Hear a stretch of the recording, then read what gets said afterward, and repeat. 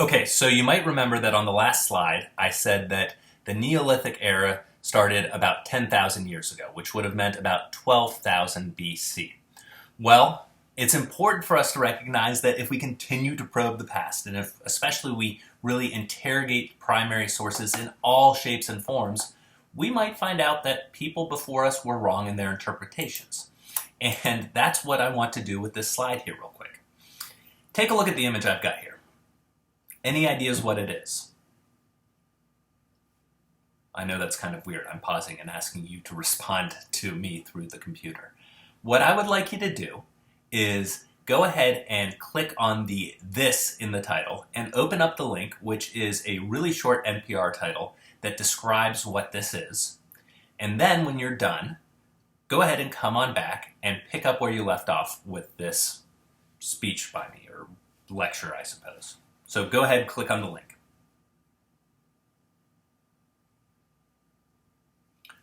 Hopefully this has worked out right. So you went and you read that article, and what you're recognizing now is that that little piece of thing there is a tiny little speck of a toast crumb, right? It is something that is made of wild wheat and some root veggies, seasoned remarkably with some mustard seed, all mushed together and cooked into something like bread. And it's found at a site in modern-day Jordan, and it's determined to be leftovers from a group of people called the Natufians. And if you're interested in them, I've got a link to the Wikipedia article that gives you a little information about them.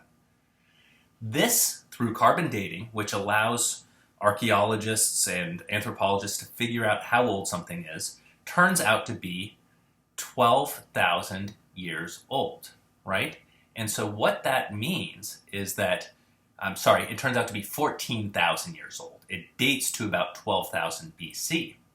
So what that means is that people were obviously settled down, engaged in settled agriculture, and baking and turning the fruit of their agricultural labors into a refined version of food 2,000 years earlier than we used to think they did.